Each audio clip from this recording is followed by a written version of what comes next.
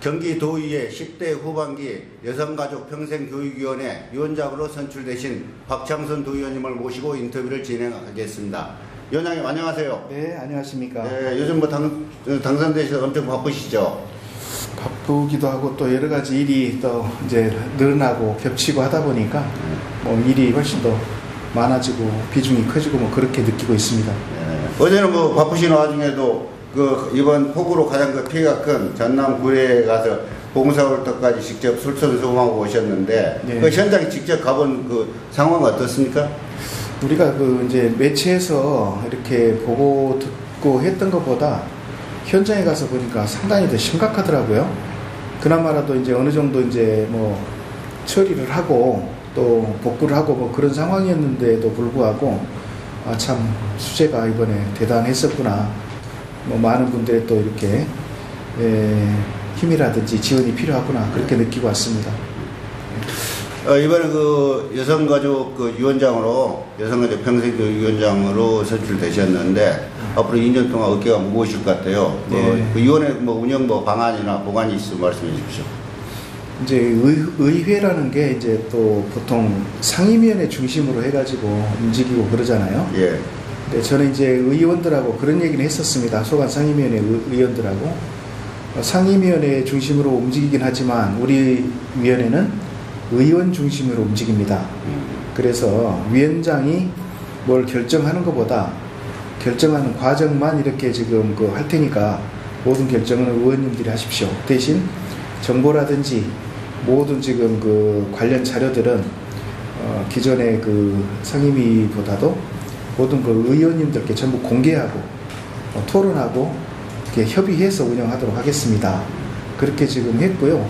실질적으로도 뭐 제가 운영위원장이라고 해서 뭘 결정을 해서 통보하고 그러지는 않습니다. 그래서 협의하고 토론하고 또 지역별로 그 다음에 사안별로 모든 걸 이렇게 지금 논의를 거쳐서 하다 보면 훨씬 민주적으로 이렇게 되지 않겠습니까? 그런 게 제 방침입니다. 지역에서 뭐 스쿠터를 타고 다니면서 의정 활동하신 걸로 유명하신데 요즘은 초소형 전기차를 구입하셔서 지역 활동을 하고 계시거든요. 어떤 상황인지 궁금하네요. 한 말씀 부탁드립니다. 네, 제 지역구가 아시다시피 본시가지 태평동, 산성동, 양지동, 복정동, 위례동, 또 고등, 시흥, 신촌동 이러지 않습니까? 예. 그러다 보니까 이 도시가 주차장을 감안해서 만든 도시가 아니에요. 그래서 다니기가 굉장히 불편하죠. 차를 가지고 다니기가. 그래서 이제 그동안에 스쿠터를 이제 타고 다니면서 일을 많이 했었는데 스쿠터를 타고 다니면 아무래도 좀 이 헬멧을 쓰다 보면 머리가 좀 눌리는 게 있고요. 눌리잖아요. 네. 그리고 또 요즘 스쿠터에 대한 인식이 그렇게 썩 좋지가 않고 그래서 친환경 전기 자동차 초소형입니다. 뭐 혼자 한두 명 더 이제 2명 탈 수 있게 됐는데 1명만 타고 다니는 거. 그래서 그 차 타고 다니는데 굉장히 편리하고 좋습니다. 또 주민들도 박창순은 지나가네 하고 멀리서 볼 수 있는 부수적인 또 효과도 있고요. 편리성 때문에 이렇게 선택한 건데 성남에서는 참 좋은 차다. 선택하기 잘했다. 이런 생각이 드네요.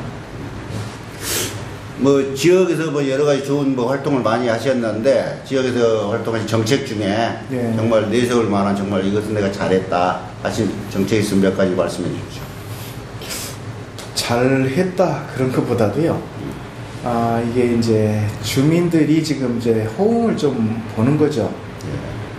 대표적인 예로 이제 정책 중에서 남한산성 올라가는 길 보면은 옆에 배수로가 있었는데 그 배수로 때문에 길도 좁고 이렇게 구비가 좀 심하기 때문에 굴곡이 심하기 때문에 도랑의 배수로 때문에 많이 빠지고 사고가 났어요. 그래서 배수로 복개 공사를 했는데 덮개 공사했는데 지금까지는 사고 한 번도 안 난 거죠 지금. 그래서 그 공사를 참 하길 잘했다. 그 다음에 남한산성하고 영장산을 연결하는 육교 이제 단절됐잖아요. 산성동 로타리에서. 로타리. 약진로로 나가. 그렇습니다. 그래서 연결하는 육교라든지 특별히 지금 성남은 이제 소방이 굉장히 취약한 구조였었어요. 그래서 성남 소방서를 새로 짓고 태평안전센터 새로 짓고 고등 119 안전센터 지금 예정돼 있고요. 착공. 또 서판교 119 안전센터 짓고 있는 중이고 여수 안전센터를 지금 예정하고 있고, 그래서 성남시에 그 재난안전 상황을 획기적으로 좀 개선했다는데 이런 여러 가지 정책들이 있었는데 참 그런 거는 잘 했구나라는 소리를 좀 많이 듣고 있는 편이죠.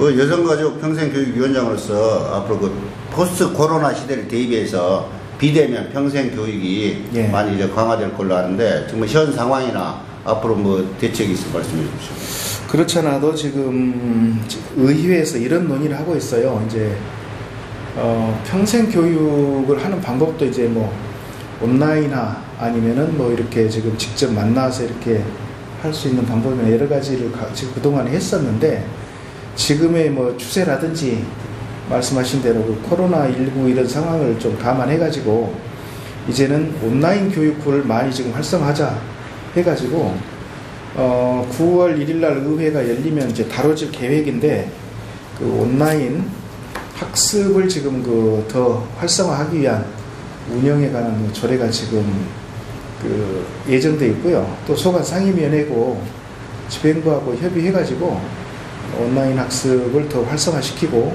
또 비대면 지금 학습을 더 활성화시키는 그런 정책도 지금 병행해서 지금 계획하고 있다는 말씀으로 드리고요. 어쨌든 이런 상황이 여러 가지를 놓고 봤을 때는 이제는 또 뭐 효율성이라든지 또 접근성이라든지 방역에 대한 문제라든지 이런 거 봐가지고는 온라인 그 평생학습이 더 많이 활성화해야 된다, 이런 쪽으로 정책을 지금 가고 있다고 보이고요. 그게 바람직할 거로 보입니다. 재선 도의원으로서 지금 한 6년 정도 도의원으로 의정활동을 하셨는데 가장 뭐 뜻깊었던 일이나 그러면 뭐 우수 뭐 조례 제정을 한 사례가 있으면 말씀해 주십시오. 지금 제가 시의원을 이제 거쳐서 도의원 재선이고, 그러니까 도의원으로만 놓고 보면 6년 도의원 의정활동 한 거죠, 현재까지는. 그런데 이제 말씀 주신 대로 그 조례에 관해서 말씀을 우선 주셨으니까 저는 다른 분들이 하지 않는 부분을 제가 찾아서 주로 했다고 생각해요. 그래서 일이라는 게 저는 항상 찾아서 하고 만들어서 해야 된다라는 그런 그 신념이 있기 때문에 다른 의원님들이 하지 않은 부분, 특히나 그 중에서도 대표적인 걸로 사회적 재난 피해 지원 조례라고 했었던 게 제가 그 전국 최초의 지금 그 재정건만 말씀드리겠습니다. 개정 말고. 사회적 재난 피해 지원 조례라고 해서 자연재해, 인적재해 빼고 사회 현상에서 일어나는 재해 중에 이거를 지자체라든지 중앙에서 역할을 해야 된다라고 하는 그 조례 내용이었는데, 적용된 사례가 한 군데 있었죠. 의정부에서 그 대형 아파트 화재 났을 때 이게 그런 적용된 사례였고요. 또 아마추어 무선 활성화 조례라고 해서 해임을 하시는 동호인들이 적극적으로 소방 안전 이런 부분에 대해서 참여하고 전파를 통한 봉사활동을 지금 민관하고 연계해서 해야 된다라고 하는 그 조례 내용도 제가 뜻깊게 지금 생각하고 있고, 최근에는 지금 3.1 운동 및 상해 임시정부 기념사업 지원 조례 이런 것도 이제 전국 대표적인 첫 번째 사례였는데, 보면은 우리나라 국채하고도 관계 있잖아요. 상해 임시정부가 우리나라에 지금 정통성 있는 정부다. 3.1 운동이 그와 연계된다. 이런 것들을 지자체에서 많이 지금 홍보하고 활성화하고 또 많이 체험을 해야 된다. 라는 그런 조례. 또 한 달 전에 지금 제정된 게 하나 있는데, 전통 무예 활성화 및 지원 조례 해서 우리나라의 전통 무예들 있잖아요. 활쏘기, 택견, 해동, 검도, 실험, 창술, 봉술 이런 것들이 원래는 지금 우리나라 전통 무예였었고 또 이렇게 심신을 단련하는 그런 것들이었거든요. 근데 서양에 지금 에서 들어온 운동, 경기 그런 것들에 많이 밀려가지고 관심이 없었는데 이런 것들을 지금 중요시해야 되고 활성화해야 우리나라 전통 문화 발전, 관광 산업에 지금 직접 영향이 있다 해서 그런 걸 활성화하라는 그 조례에 그런 것들이 많이 지금 기억이 많이 남습니다. 예. 짧은 뭐 의정 활동 기간이지만 정말 뜻깊은 조례. 예. 그만 저도 뭐 몰랐던 한두 가지는 제가 들었습니다만 한두 가지 정도 저도 이제 처음 듣는 건데 정말 뜻깊은 조례를 제정해 주셔서 정말 고맙습니다. 네. 마지막으로 코로나19하고 지금 긴 장마로 인해서 경기도민들이 그 큰 시름에 빠져 있거든요, 보면은. 예. 특히 소상공인들이 힘들어하고 계시는데 이에 대해서 뭐 격려에 뭐 할 말씀 부탁드리겠습니다. 이 코로나19라든지 이게 더 자연 재해이기는 합니다만은 그래도 지금 사람이 할 수 있는 부분들은 그나마 우리나라 뭐 최선을 다하고 있다고 보여지고요. 네. 그렇긴 하지만은 이게 긴 그 재난 상황에 또 시민들하고 도민들께서 지치고 힘들어하다 보니까 이게 이제 그 비난이랄까 그런 것들이 이제 정부를 향하게 돼 있는 게 또 인지상정 아니겠습니까? 그래서 정부에서도 또 시나 그 도에서도 이런 부분들을 조금 더 이렇게 주민들하고 밀접하게 이렇게 찾아서 어려운 곳, 더 어려운 곳, 빨리 해야 될 곳 이런 것들을 더 찾아서 해야 된다고 보여지고요. 이런 것들은 뭐 시나 군, 도 이런 데서만 이렇게 할 것이 아니라 유기적인 협조가 있어야 된다고 보여요.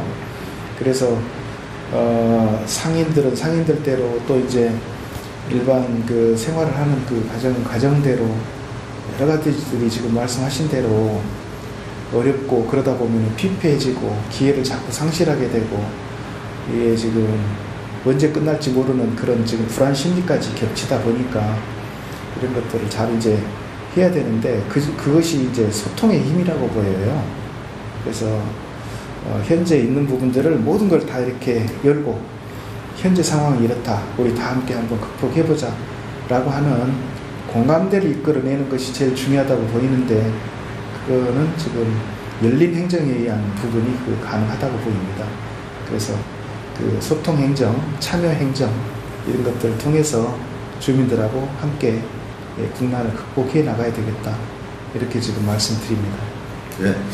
지금까지 경기도의회 여성가족평생교육위원장을 맡고 계신 박창순 도의원님을 모시고 인터뷰를 진행했습니다. 바쁘신 가운데도 끝까지 인터뷰에 응해주신 박창순 의원님께 감사드립니다. 고맙습니다. 고맙습니다.